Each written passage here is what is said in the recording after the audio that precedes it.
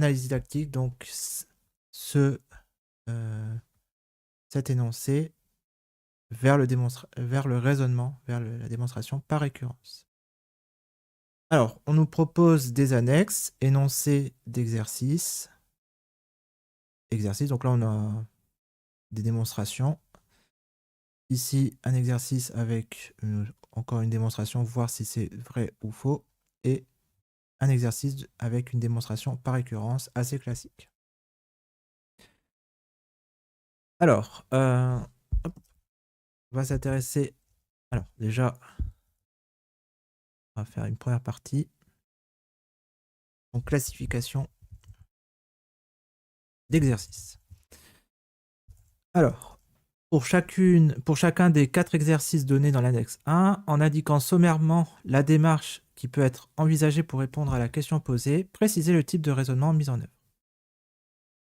Alors, premier exercice, soit A et B, 2 réels positifs, a-t-on racine de A plus racine de B est égal à racine de A plus B. Alors ici, on peut voir que cette proposition est fausse. On a plutôt racine de A fois racine de B est égal à racine de A fois B. Et donc ici, pour démontrer que cette proposition est fausse, il faut trouver un contre-exemple. Donc ici, on peut dire pour... Alors, hop. Partie, donc petit a, pour l'exercice 1. Alors pour l'exercice 1, on peut dire que la proposition est fausse. La proposition est fausse. Pour démontrer qu'elle est fausse. Alors, pour démontrer qu'elle est fausse, on peut utiliser un contre-exemple. Raisonnement, type de raisonnement pour l'exercice 2. Alors, soit A et B de réels positifs, le produit des racines de A et B est-il égal à la racine carrée du produit de A et B. Donc ici, la proposition est vraie. Donc ici, on doit utiliser un raisonnement déductif ou direct.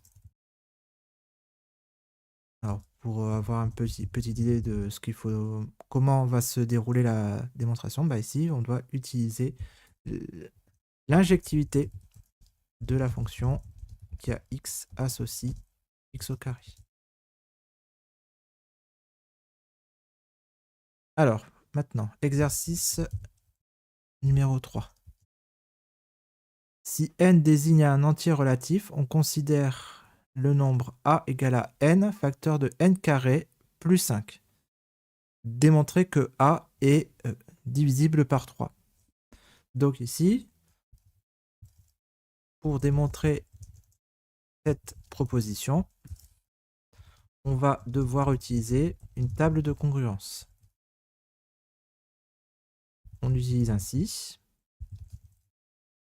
une disjonction, un raisonnement par disjonction de cas. Alors, dernier exercice, soit n un entier naturel non nul, démontrer que 1 plus 2 plus etc. plus n le tout au carré est égal à 1 au cube plus 2 au cube plus etc. plus n au cube. Alors ici, on va utiliser un raisonnement par récurrence. C'est-à-dire, si on pose Sn est égal à 1 plus 2 plus etc.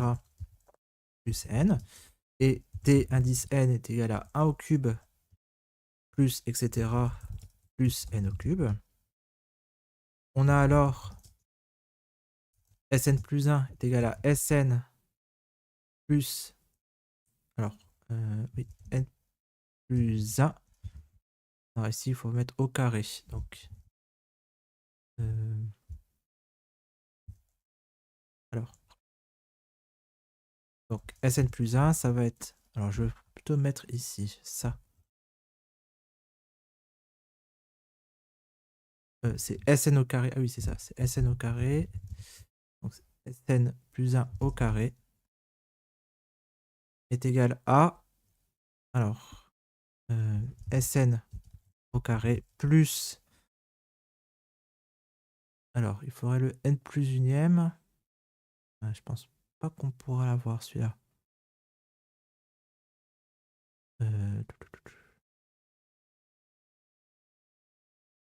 Non, non, non. On a plutôt Tn plus 1 est égal à Tn plus n plus 1 puissance 3. Alors oui, on aurait Sn plus 1. Alors hop, Sn plus 1 est égal à... alors ici, tac. Donc Sn plus 1 égale à Sn plus n plus 1. Et après, bah, on va devoir le mettre au carré. Voilà, c'est ça. Et ok. Oui.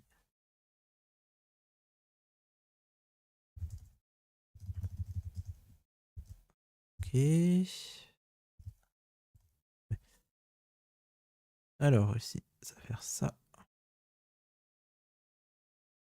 Propriété du texte implicite. Ok.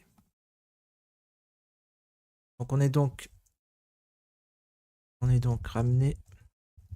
amené à utiliser un raisonnement par récurrence pour démontrer l'égalité pour tout n appartenant à n. Ok. Ça, c'était pour la première question. Maintenant, résoudre les 4 exercices. Ok, donc on va résoudre les 4 exercices. Alors, déjà, pour l'exercice numéro 1, on démontre que la propriété est fausse en utilisant un contre-exemple. On peut prendre le contre-exemple suivant. Donc, on prend A égale à 4 et B égale à 9. On a d'une part racine de 4 plus racine de 9, c'est égal à 2 plus 3, qui est égal à 5. D'autre part, maintenant on a racine de 4 plus 9. Alors, bien entendu, il faut se dire que 2 plus 3 est égal à 5, c'est égal à donc, racine de 5 au carré, soit racine de 25. Maintenant, racine de 4 plus 9, c'est égal à racine de 9 plus 4, ça fait 13. Mais ça, c'est différent de racine de 25. Pourquoi? Parce que car 13, il est différent de 25.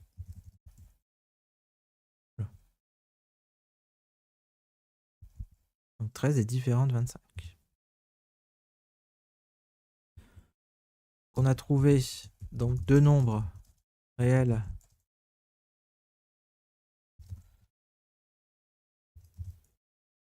qui met en défaut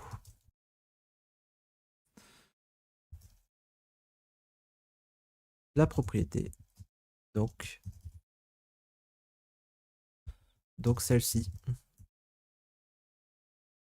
Donc celle-ci est fausse. Donc la propriété est donc fausse. Donc ça peut être un énoncé de vrai ou faux pour l'écrit numéro 1 du CAPES Bac plus 5. Ou Bac plus 3, peut-être.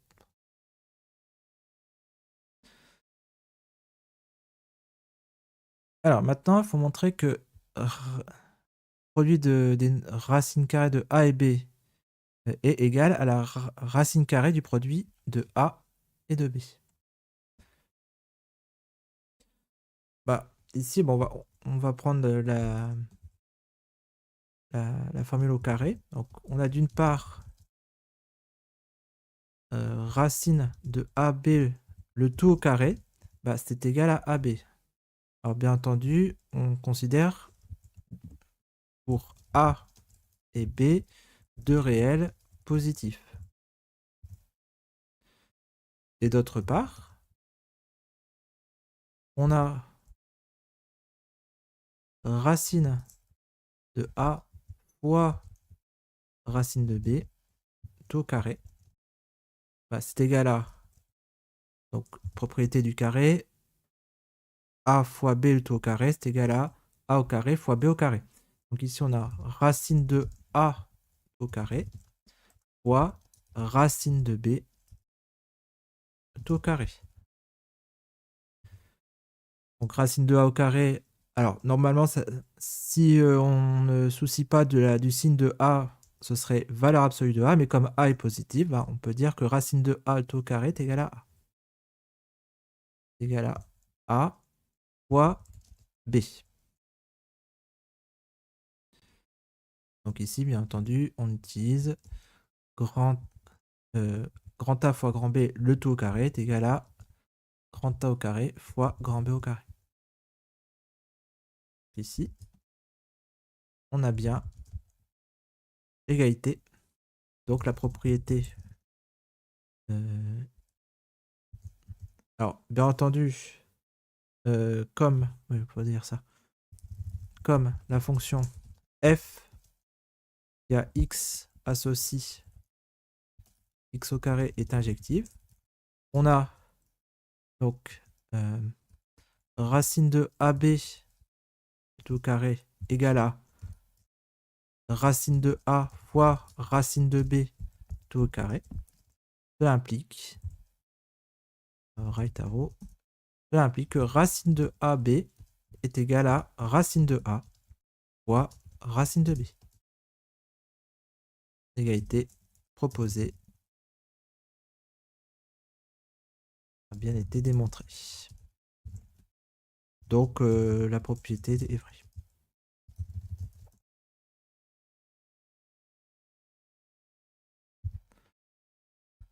Très bien. Donc ça, c'était pour l'exercice 2.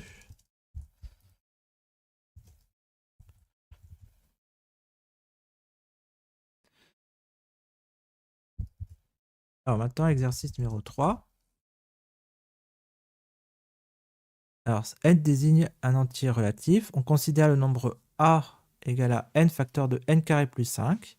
Démontrer que a est divisible par 3. Alors, ici,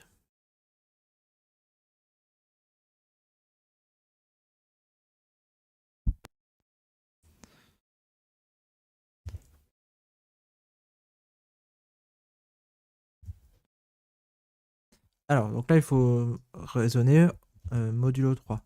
Donc maintenant, si n congrue à 0 modulo 3, alors il existe un entier k appartenant à z. Alors, on va mettre plutôt k1 parce qu'on va avoir 3k. Donc ici, k1 appartenant à z tel que n est égal à 3 fois k1. Or, n au carré, c'est égal à 3k1 au carré, qui est égal à 9k1 au carré. Et maintenant, n au carré plus 5, c'est égal à 9k1 au carré plus 5. Ainsi, a égale à n facteur de n carré plus 5, est égal à 3k1 facteur de 9k1 au carré plus 5. Et donc, ça fait 27. Alors, on peut tout de suite dire que ça fait... Alors, peut-être ici... Si on fait ça, voilà, c'est mieux. C'est 3 facteur de 9k1 au cube plus 3 fois 5k. Alors, non. 5k1. Non, on multiplie par k1 ici et on aura 5k. Donc 3 facteur de 9k1 au cube plus 5k. On pose. On va dire kappa 1. Bon, c'est pour éviter d'avoir les lettres k. C'est égal à 9k1 au carré plus 5k1. Et on remarque que kappa 1, il appartient à z. Le k, il appartient à z. Et c'est après, c'est... Oui. Ah, oui. Okay.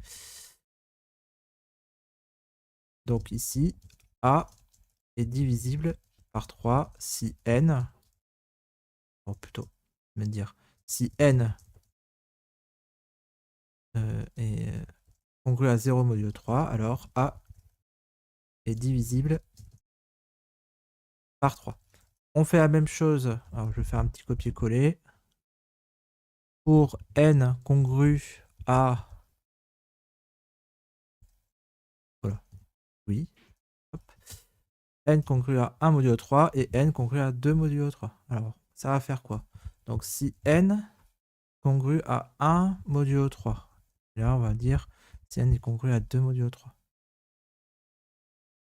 Alors, il existe un K2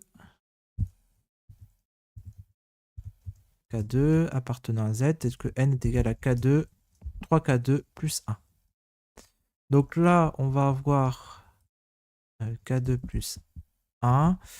Donc on a 9K2 au carré plus 6K2 plus 1 au carré, donc 1. Donc plus 5, on aura 9K2 au carré plus 6K2 plus 5 plus 1, ça va faire 6. Et là, on voit que bah, c'est divisible par 3. C'est égal à 3K2 au carré, oui, plus 6K2 plus, alors, plus 2K2, pardon, plus 2K2 plus 2K2 plus 2. Donc A égale à, donc ça va faire 3K2 plus 1. Et on aura 9K1 au carré plus 6K2 plus 6. Donc là, ça va faire 3 facteur de 3K2 plus 1. Et ici, bah, ça va faire 3K2 au carré plus 2K2 plus 2. Donc on va poser K2 égale à ça. C'est le produit de deux nombres antirelatifs. Donc, on remarque que K2 appartient à Z.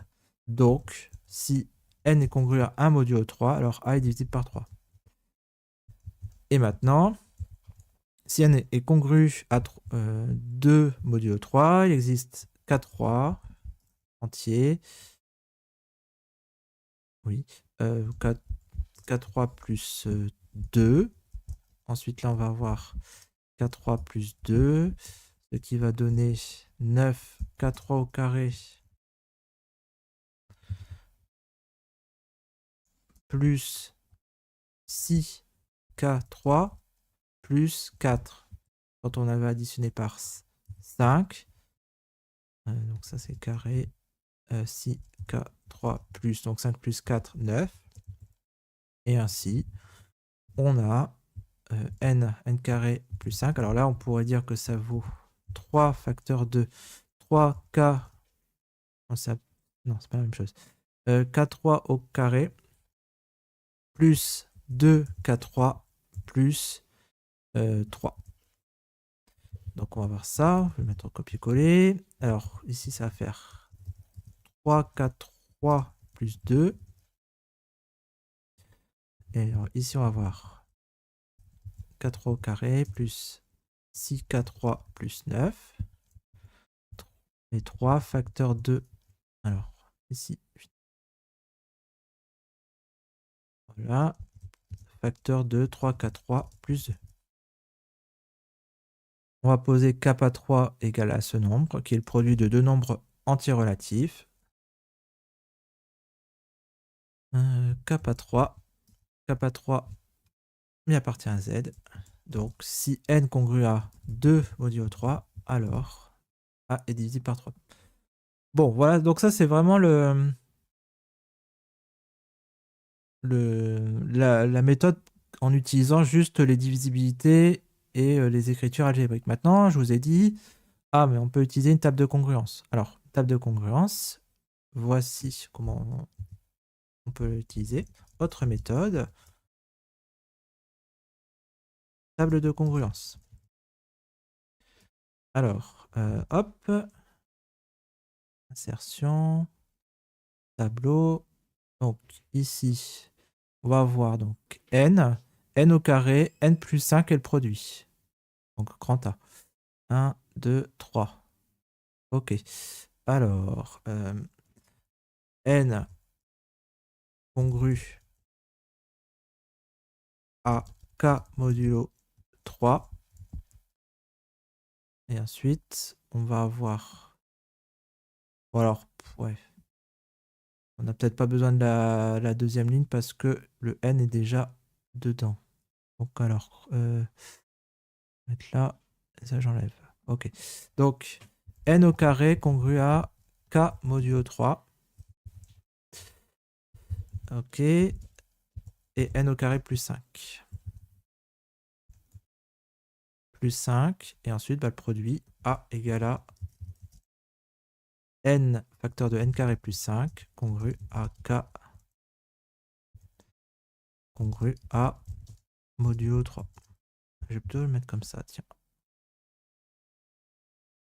Hop, équive, c dot. C dot. Et c dot. Ok. Donc, 0, 1 et 2. Donc, n carré va être congru à 0, 1 et... alors, n carré 4 congru à 1 modulo 3.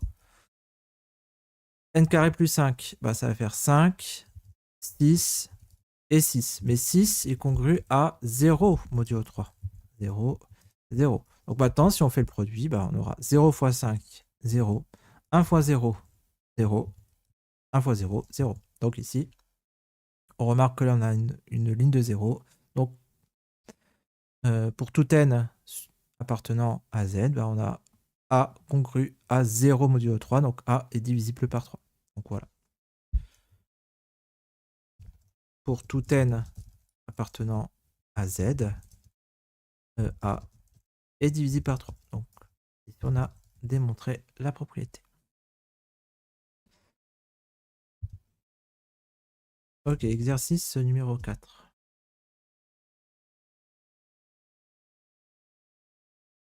Ah oui. Non, je me suis trompé. Ouais, ici c'était 12 K3. Bon, ça change pas grand chose. Ici c'est 12 K3. Donc là, ça va faire 6. Donc là, ça va faire... non, pas 6, ça fait 4. Pardon. 4. Et là, ça va faire 4. Voilà. Et 4. Okay.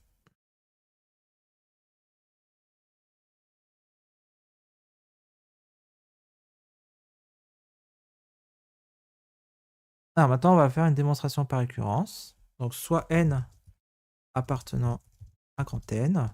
On pose la propriété Pn suivante. Donc ça va faire 1 plus 2 plus 3 plus etc. plus n au carré égale à 1 au cube plus 2 au cube plus etc. plus n au cube. Voilà. Donc là, on va faire initialisation. Donc, initialisation. Alors, oui, donc c'est pour n appartenant... non, pardon. Ici. Non nul, donc plutôt pour n appartenant à n étoiles. Voilà. Parce que j'ai mis ici. Ouais. Alors, pour n égale à 1, on a d'une part, bah, 1 au carré, bah, c'est égal à 1. Et d'autre part, 1 au cube égale à 1. Donc ici, on prend n égale à 1, il va rester juste 1. 1 au carré est égal à 1 au cube. Donc, la propriété P1 est vraie. La propriété est vraie. La propriété Pn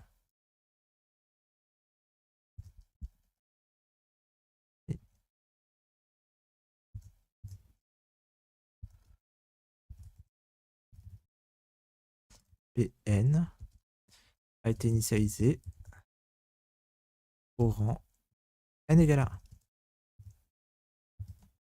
dans l'hérédité.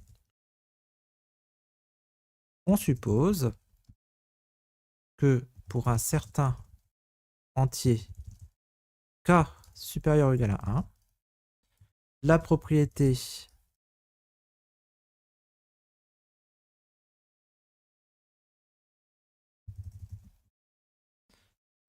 pk est vraie. C'est-à-dire, alors je vais le mettre sous forme de somme de i égale à 1 à n de i, le tout au carré, égale à somme de i égale à 1 à n, i puissance 3. Donc on va démontrer. On démontre que la propriété pk plus 1 est vraie. Alors, pk plus 1, attention. On faire très attention quand vous faites avec vous. Si vous utilisez k dans l'hérédité, il faut ici utiliser k. Voilà. Alors, somme de i égale à 1 à k plus 1 de i. C'est égal à somme de i égale à 1 à k de i plus k plus 1. Alors comme je vous ai dit à la question 1, on va poser Sn est égal à 1 plus 2 plus n. Donc, on pose Sn égale à 1 plus 2 plus etc. plus n, et Tn est égal à 1 au cube plus 2 au cube plus etc. plus n au cube. Donc, on a Sn plus 1 égale à ça, c'est égal à donc à Sn plus k plus 1. Ainsi, si on va mettre au carré, donc Sn plus 1 au carré, c'est égal à ceci tout au carré.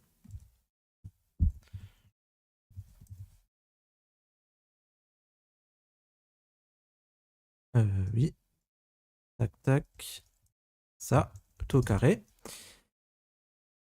Et donc, c'est égal à SK. Alors ici, c'est plutôt SK. SK plus 1. Donc SK, ici c'est SK plus 1. Oui. Donc SK plus K plus 1 tout au carré. Et donc si on développe, on va avoir SK au carré plus le double produit, 2 fois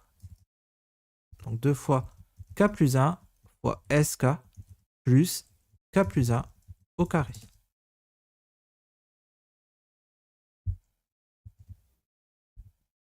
Alors d'une part, on a ça. Et d'autre part, alors TK plus 1, ça va être égal à, donc la somme pour i allant de 1 jusqu'à k plus 1 de i au cube, soit somme, somme pour i allant de 1 à k de i au cube plus k plus 1 le tout au cube, soit tk plus k plus 1 au cube. Mais on a vu que d'après l'hypothèse de récurrence, donc ceci, alors je pense que je vais mettre ça plus ici, hop, voilà. Donc là, ça va être SK au carré. Ok, hop, voilà. SK au carré égale à ça, égale à TK. Ça, c'est l'hypothèse de récurrence. Je vais noter HR.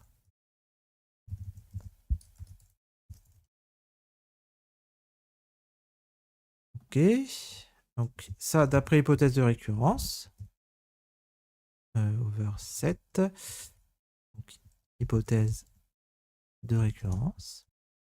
TK, ça va être SK au carré. Oui. SK au carré plus K plus 1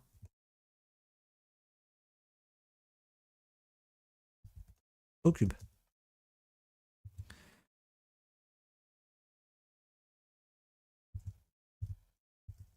On a alors, donc si on fait le... Donc, alors, non, donc on doit démontrer, pardon, on doit démontrer que ceci est égal à ceci.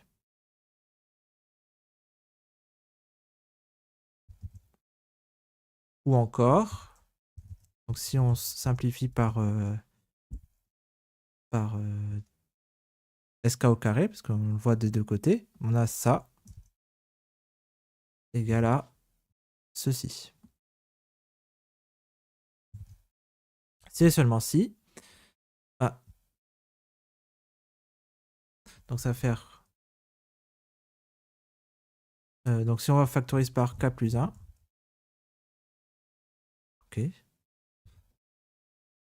Donc K plus 1 facteur de 2SK plus K plus 1 égale à K plus 1 facteur de K plus 1 au carré.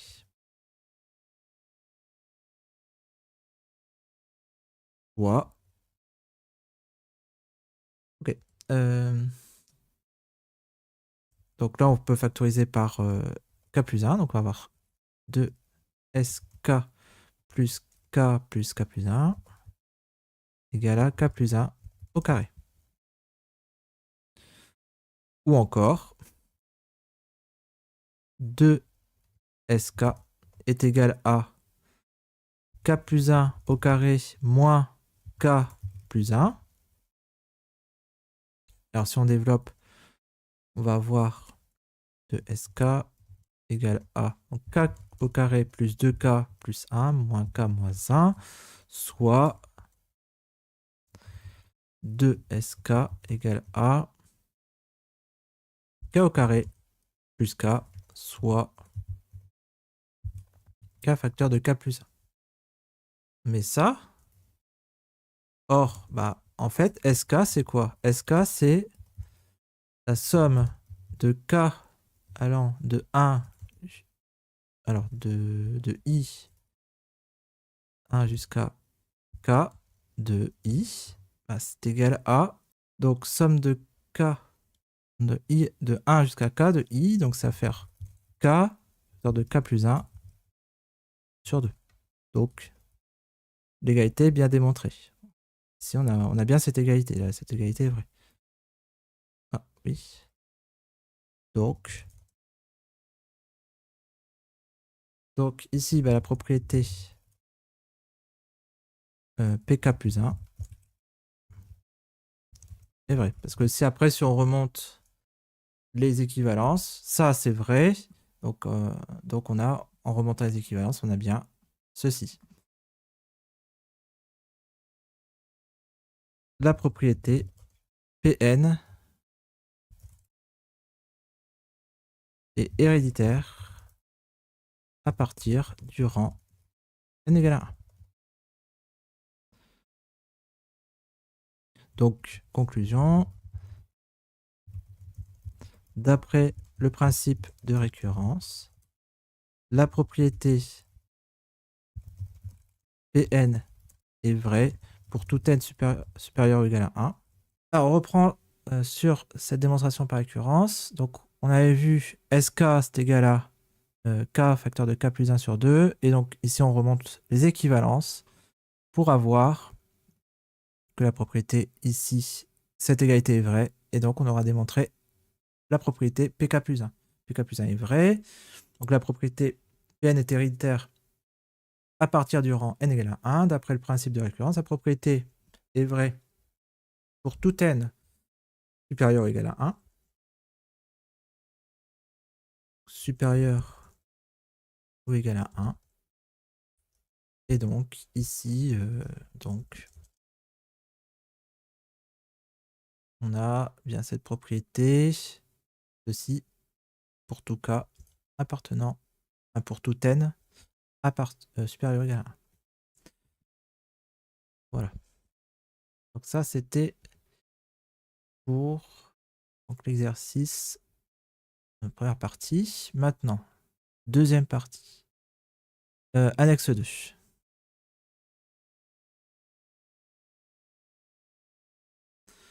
Alors, tac, tac, tac. Alors, tac, tac. Non. Voilà. Annexe. Donc, c'était la deuxième partie. Deuxième partie qui s'intitule Question pour l'annexe 2.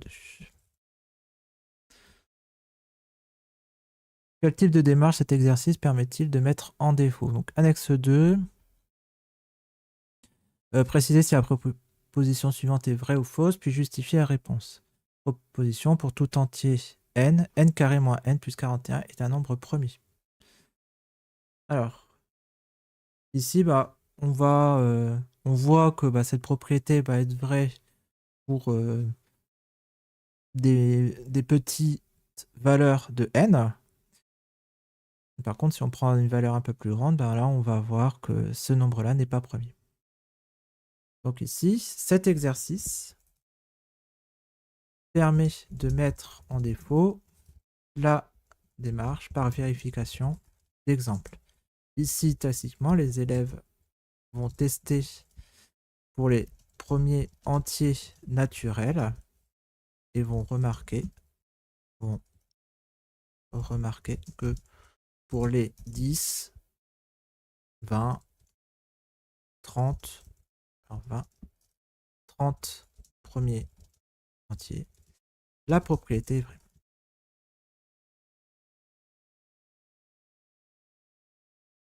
Alors, question 2.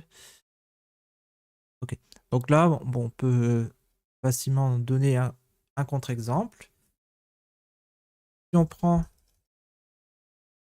n égale à 41, on obtient, alors donc on avait quoi? N au carré moins n plus 41. Donc 41 au carré.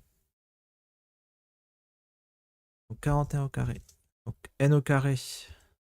Voilà. N au carré moins n plus 41, c'est égal à 41 au carré moins 41 plus 41, ce qui donne 41 au carré. Mais ça, c'est pas un nombre premier parce que 41 au carré, c'est 41 fois 41.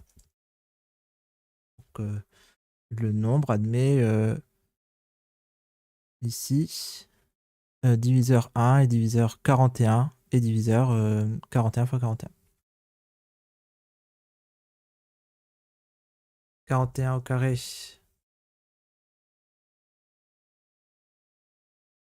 41 au carré n'est pas premier, car il est divisé par 41.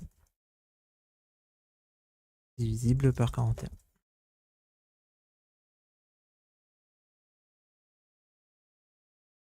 Donc ici, il faut se dire que ce n'est pas parce que la propriété est vraie pour quelques valeurs de n qu'elle est vraie pour tout n. Ok.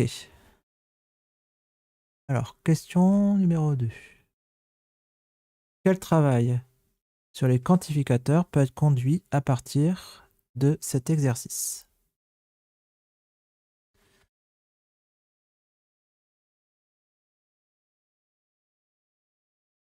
Donc, à partir de cet exercice, on peut travailler sur la négation des quantificateurs universels. Donc ici, la négation d'une affirmation universelle, donc c'est-à-dire pour tout n, la propriété Pn est vraie, est une affirmation existentielle, c'est-à-dire il existe existe n tel que non P. Alors, neg P, voilà, c'est ça. Pn. C'est-à-dire que là, la propriété, il existe une valeur de n telle que la propriété est fausse. En l'appliquant à l'exercice, donc la propriété initiale, c'était pour tout n appartenant à n. Alors, je vérifie. Pour tout entier n, on peut voir les... Bon, est-ce que... Ouais, on peut laisser les n positifs. Alors, pour n... Oui, pour n égale à 0, c'est bon, il me semble. N égale à 0, oui, c'est bon. Donc, pour tout n appartenant à n au carré moins n plus 41 est premier. On a ça. Cette propriété peut être contredite.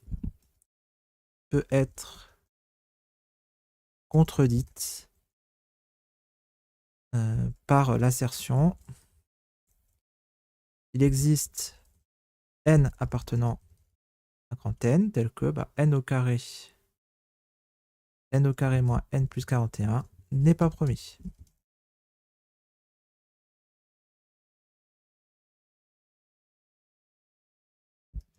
Pour contredire la proposition, on peut trouver un contre-exemple, comme n égale à 41, pour réfuter la proposition universelle.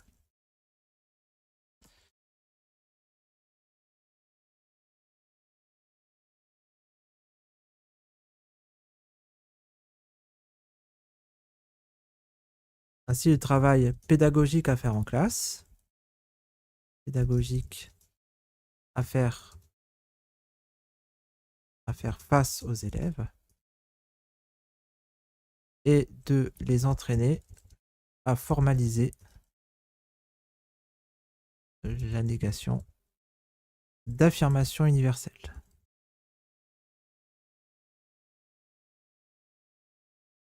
Et montrer qu'un seul contre-exemple.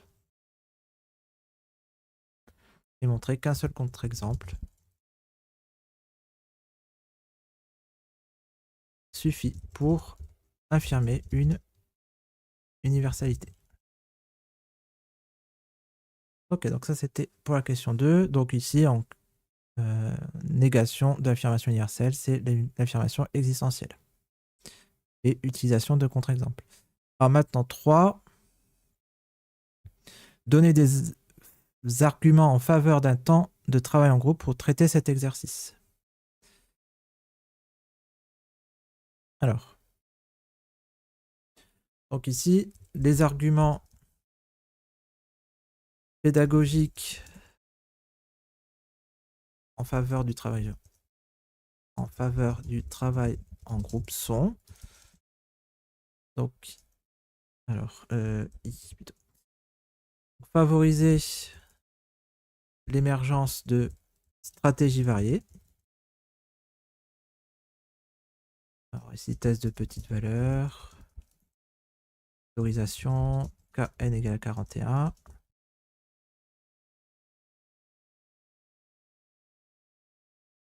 Répartir des tâches, des calculs. Donc ici, les élèves peuvent se répartir les vérifications des petits entiers. Donc on a une accélération de la recherche. Ici, je vais mettre un petit. Hop.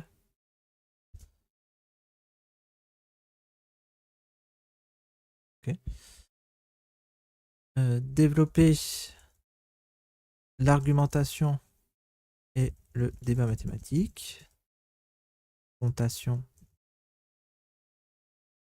entre conviction empirique. Donc ici, conviction empirique, ça veut dire à voir les intuitions des élèves. Bon, ils peuvent dire, bah, c'est premier parce qu'on l'a testé sur des petites valeurs entières. Mais la rigueur mathématique, où là, on débusque un contre-exemple pour démontrer que cette proposition est fausse. On peut aussi, le travail en groupe permet, si le groupe est hétérogène, que les plus forts puissent aider les plus faibles, soutenir les élèves en difficulté. Et les compétences développées ici, ce serait compétences, c'est chercher et communiquer. Alors, on peut donner. Alors, on donne. Je vais mettre comme ça. On donne une organisation possible pour le travail de groupe.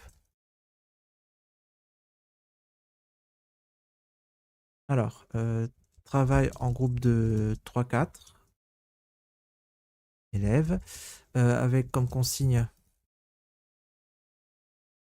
déterminer si la proposition est vraie ou fausse, justifier la réponse.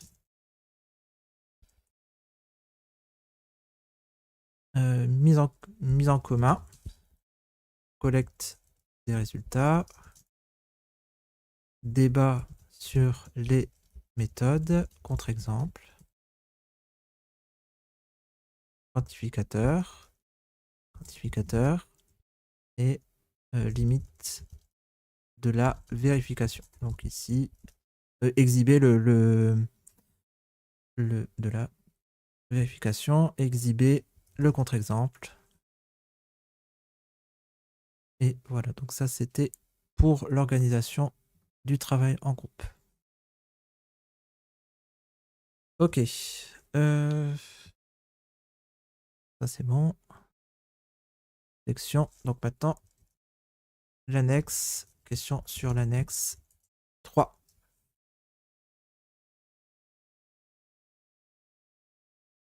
Rappeler les différentes étapes d'un raisonnement par récurrence.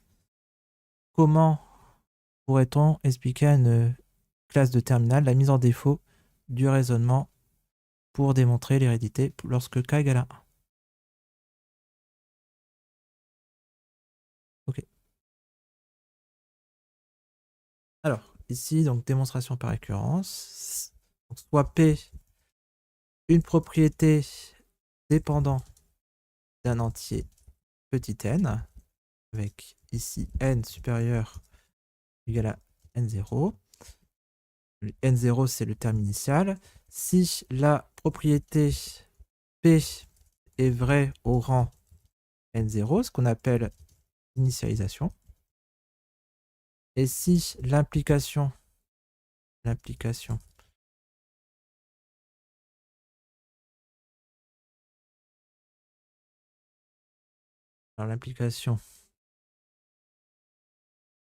P,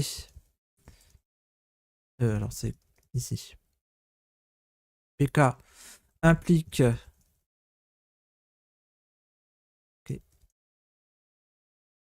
PK plus 1, donc on appelle ça l'hérédité, propriété héréditaire. Donc si cette implication est vérifiée,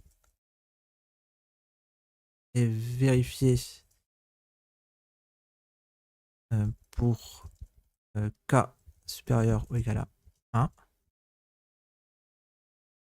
on va dire même pour tout k supérieur ou égal à 1, alors la propriété P, alors non, pardon, pour tout k supérieur ou égal à n0, alors la propriété P est vraie pour tout entier n supérieur ou égal à n0.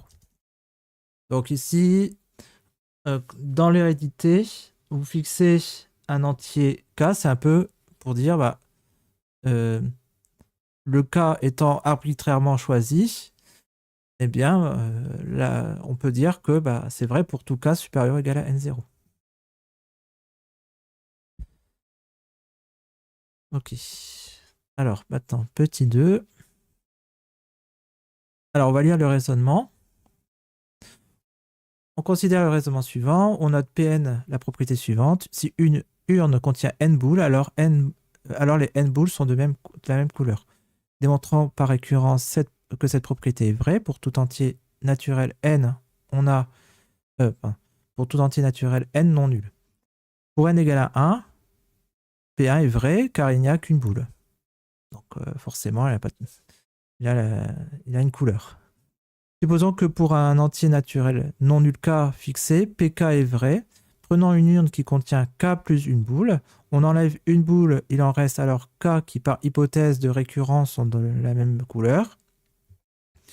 On enlève une autre boule et on remet la première. Il y a encore K boules dans l'urne qui sont donc par hypothèse de récurrence toutes de la même couleur. La première boule enlevée a donc la même couleur que les autres. Donc les K plus 1 boules de l'urne sont de même couleur, donc PK plus 1 est vrai. Donc Pn est vrai pour tout entier naturel n non nul.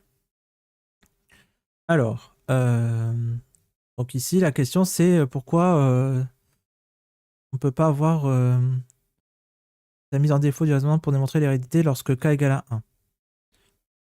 Donc si on part d'une urne qui a 2 boules, est-ce que forcément l'urne a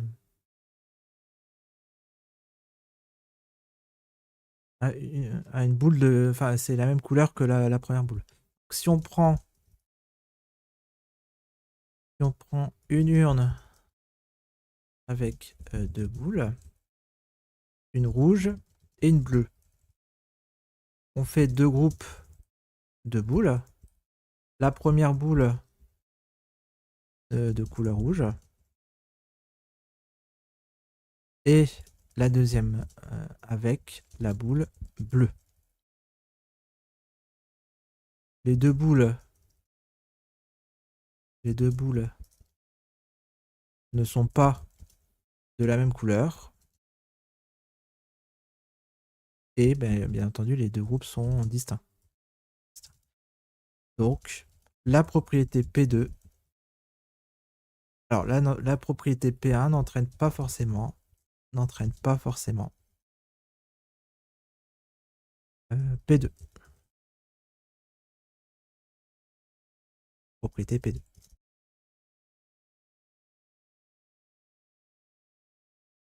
Voilà. Donc ça c'était pour l'analyse didactique pour réviser la dernière séance, donc ici pour réviser avant les épreuves écrites du CAPES Bac plus 5.